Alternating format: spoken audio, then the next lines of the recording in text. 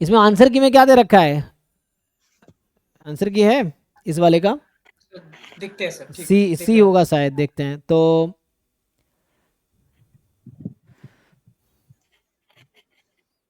जी अवनीश भाई, कौन सा क्वेश्चन देखना है बताइए। 29 तो मैंने किया है सर, बी आ रहा है, लेकिन इसमें बी एंड सी ऑप्शन दिया है। हाँ तो क्या दिक्कत है, जैसे आप जानते होंगे कि अगर n प्लस थर्ड वन ये बाई, नहीं आ रहा है, जो अगला है सिग्नम फंक्शन वाला।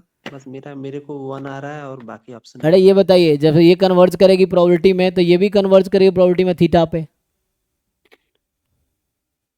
हाँ सर, लेकिन वो एल एन में है ना। तो कोई दिक्कत नहीं है, एलन बाद में लगाएंगे, क्या दिक्कत है? तो एल एन थीटा हो जाएगा ना सर। हाँ तो हमें क्या दिक्कत है? तो हमको थीटा के लिए चाहिए ना। हाँ तो शिफ्ट हो जाएगा। चलो क्वेश्चन देख लेते हैं पहले क्या है। तो आप देखो, आप ये कहना चाह रहे हो ना कि आपका एक्चुअली ये आया कि वन बी प्लस ऑप्शन आया। N yes by sir. Summation Y I, ये कन्वर्ज कर रहा है इन प्रोबेबिलिटी थीटा, यही ना? जी जी। तो मैं अगर इसको यूज करके सी ऑप्शन दिखा दूं तो काम हो जाएगा।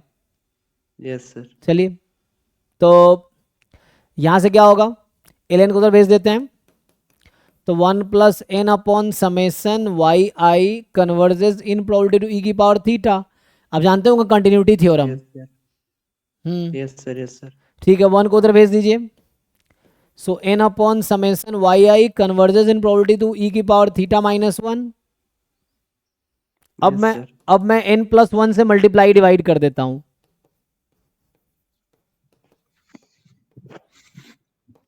ऐसा लिख सकता हूं इसको मैं कि नहीं? Yes sir. और इसकी लिमिट कितनी आती है? वन। तो हटा सकते हैं, कोई दिक्कत नहीं है। यस सर, हो गया। अच्छा, इसको ऐसे करना था। बस हो गया। अब बाकी वापस ले आइए, जैसे हम वहां उधर ले गए अब इधर बुला लीजिए, हो गया। यस सर, हो गया हो हाँ गया। तो वैसे ही इधर। नेक्स्ट देख लीजिए, एक और है सिग्नम फंक्शन वाला। हम्म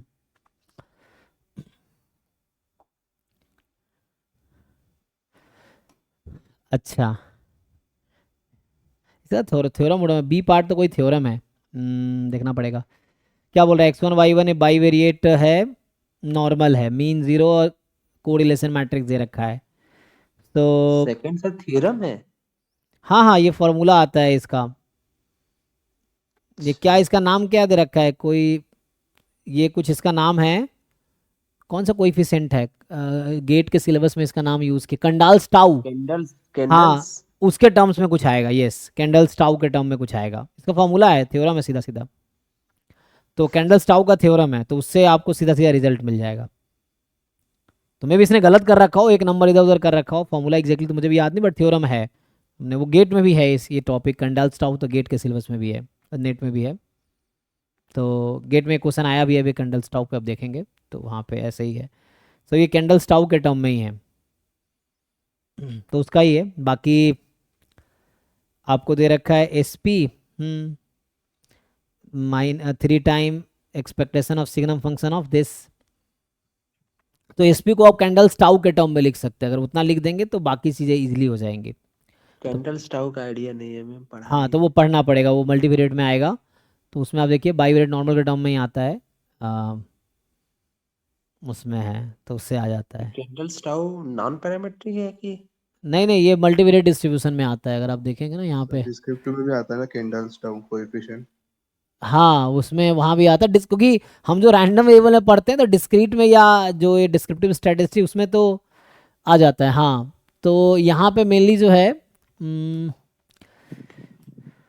ये है ना, अब यहाँ पढ़ेंगे, कहीं नाम लिखा है इसमें आई थिंक।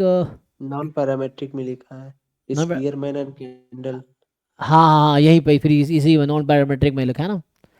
तो ये तो correlation coefficient, rank correlation coefficient है। एक आई थिंक उसमें इसमें भी है, मल्टीवेरिएट के टर्म में भी ये फाइंड करना होता है। तो हालांकि इसके इसमें नाम नहीं लिखा ना, partial correlation coefficient, but multivariate में मिल जाएगा इसका, बाईवेरिएट के टर्म में। हम्म तो इसमें क्या ही दिक्कत है, जैसे एसपी तो निकाला जा सकता है, कैसे निकालेंगे आप? ये सिग्नम फंक्शन है, सिग्नम फंक्शन या तो 1 होगा या -1 होगा, है ना। तो जो आप देख रहे हैं एक्सपेक्टेशन के अंदर जो टर्म है उसकी वैल्यू या तो 1 है या -1 है। 1 कब है और -1 कब है, सोचिए। तो उससे इजीली आ जाएगा। ऐसे आप खुद भी मान लो नहीं फॉर्मूला पता है तो जैसे अगर आप मान लो अभी के लिए जो SP लिख रखा है 3 टाइम एक्सपेक्टेशन, इसको मैं T बोल देता हूँ अभी के लिए, ठीक। और T क्या है आपका, T है सिग्नम फंक्शन ऑफ जब x1 x1 -x2। x1 greater than x2 y1 greater than y3 हुआ तब 1 आएगा। हाँ निकाल सकते हैं प्रोबेबिलिटी, वो बस हो गया। तो इसकी वैल्यू 1 है या 0 है, सिग्नम फंक्शन है ना। तो 1 कब, जब नहीं, पॉजिटिव, 1 -1 सॉरी 1 0 -1, 0 इग्नोर कर देते हैं क्योंकि एग्जैक्ट 0 प्रोबेबिलिटी 0 ही हो जाएगी। तो ले सकते हैं आप 1 0 -1 है, तो ये 1 है तब जब x1 -x2 into y1 -y3, ऐसा कुछ है। हाँ ये y1 -y3 ये पॉजिटिव है, इधर ये नेगेटिव है, इधर ये 0 है। तो कीजिए सॉल्व। तो इसमें ये तब है जब ये नेगेटिव होगा और ये तब होगा जब ये 0 होगा। 3 केसेस हैं, 0 वाला इग्नोर कर सकते हैं क्योंकि प्रोबेबिलिटी उस पॉइंट पे 0 आएगी। तो यहाँ से ये आपका इक्वल टू 0 हो जाएगा और यहाँ लेस देन 0 हो गया। अब मतलब T एक्चुअली, अच्छा बर्नौली नहीं क्योंकि 1 -1 है। सो अब निकालिए probability T is equal to 1 क्या होगा, probability T is equal to -1 क्या, T बराबर 0 तो 0 होगा। तो ये निकाल लीजिए, अगर ये आपने निकाल लिया तो एक्सपेक्टेशन नहीं आ जाएगा। बस मान लीजिए ये P आएगा, ये 1 -P आएगा, तो हो गया 1 into P plus -1 into 1 -P, यही है। तो यहाँ सिंप्लीफाई करके आपका आ जाएगा 2P -1, ये है। अब ये निकालना रहेगा। तो ये बेटर मैं कह रहा हूँ, ये फॉर्मूला आता है, इसको थोड़ा देखना पड़ेगा, फॉर्मूला है। तो ये मैंने देखा हुआ है, ये आपको कैंडल स्टाउ पे थोड़ा सा देखिए, उसमें आपको ये मिलेगा। मल्टीवेरिएट के टर्म में आपको मिल जाएगा, बाईवेरिएट नॉर्मल में ये टर्म यूज़ होता है वहाँ भी नॉर्मल के लिए, तो उससे आ जाएगा। प्रोबेबिलिटी निकलेगा कैसे, बट प्रोबेबिलिटी x1 -x2। अरे भैया कैसे पढ़े हो प्रोबेबिलिटी, नहीं निकलेगा प्रोबेबिलिटी। ये पॉजिटिव कब होगा, अच्छा, जब दोनों नेगेटिव निकालोगे रहेगा तब तो निकलेगा। पॉजिटिव। एक्चुअली दिक्कत क्या, आप सॉल्व तो करते नहीं हो, आप देख देख के कुछ तुक्का लगा रहे हो। जब निकालोगे तभी तो निकलेगा ना। 2 नंबर का प्रोडक्ट पॉजिटिव है तो कब पॉजिटिव होगा, इधर बोथ ऐसा आर जब भी पॉजिटिव और पॉजिटिव। Both are negative. तो कीजिए अब, both positive both negative, 2 term आ जाएगा, फिर उसको सेपरेट कीजिए। X I Y I independent दे रखा होगा क्वेश्चन में, है ना, IID है तो इंडिपेंडेंट हो गया, ब्रेक कर लीजिए। तो x1 more than x2 into y1 more than y3 plus ऐसे करके 4 टर्म आएगा। तो फाइंड करने के देखिए क्या आता है, फिर उससे निकलेगा। और ये बाई वेरिएट दे रखा है, बाई वेरिएट 0 0 1 1 रो, यही ना 0 0 1 1 रो। तो अगर आपको x1 -x2 का डिस्ट्रीब्यूशन यहाँ पे होगा क्या, जब एग्जाम्पल के लिए जब x1 -x2 मोर देन निकालना है लेट से, तो अब जब यहाँ पे इसको स्टैंडर्ड नॉर्मल बनाएंगे आप, स्टैंडर्ड में, यस सर। तो वहाँ पे कोरिलेशन कोएफिशिएंट भी आएगा, यस सर। तो वो रो वहाँ पे इन्वॉल्व हो जाएगा। ये x1 y जो भी है, तो उसके टर्म में देखना है। बट नहीं यहाँ यहाँ पे मीन तो 0 हो जाएगा ना, मीन 0 हो जाएगा तो हाफ ऐसा हो जाएगा ना, फिर तो ये तब तो हाफ ही हो जाएगा। हाफ आ जाएगा। तो यहाँ से ये तो अच्छा तो 0 कर दिया तो ऐसे ही। तो यहाँ पे ये समथिंग जो भी होगा z मोर देन 0 टाइप का, तो ये हाफ आ जाएगा, आगे भी हाफ आ जाएगा, ऐसा कुछ। हाँ तो वैसे कोई नंबर आ जाएगा, तो मे भी ऑप्शन गलत ही होगा, आप चेक कीजिए 2 ऑप्शन गलत ही होगा फिर, ऐसा है तो, क्योंकि इसने x1 x2 को इन्वॉल्व किया है। और वैसे भी x1 x2 इंडिपेंडेंट है, y1 y3 इंडिपेंडेंट है, क्योंकि जो रो दे रखा है वो x1 y1 के बीच का है, रो x2 y2 के बीच का है, रो x3 y3 के बीच का है। x1 x2 x3 इंडिपेंडेंट है, y1 y2 y3 इंडिपेंडेंट है। तो आप कैलकुलेट करके देखिए ना, यही तो ऑप्शन सही है वो। बी सही कर रखा है 2, हम्म, चेक कीजिए पहले। तो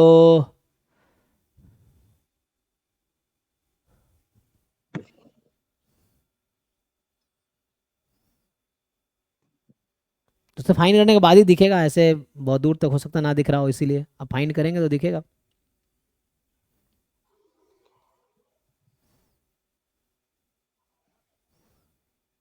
third option SP equals to 0 then x1 y1 are independent and available. SP 0 होने से क्या होगा, SP 0 हो जाएगा, इसका मतलब क्या है, SP 0 तभी होगा जब ये प्रोबेबिलिटी और ये प्रोबेबिलिटी इक्वल आ जाएगी, क्योंकि एक्सपेक्टेशन 0 हो जाएगा ना, तो दोनों प्रोबेबिलिटी इक्वल आ जाएगी।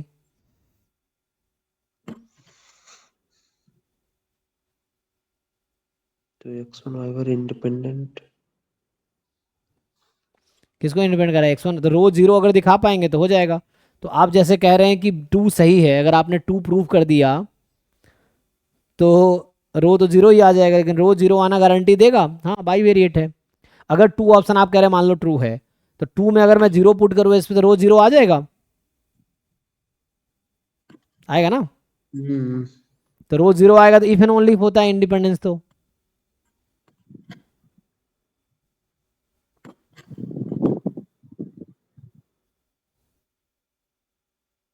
तो ये केवल x1 y1 को क्यों बोल रहा है इंडिपेंडेंट? क्योंकि रो के टर्म में आंसर आ रहा ना, रो तो x1 y1 के बीच का कोरिलेशन कोएफिशिएंट है।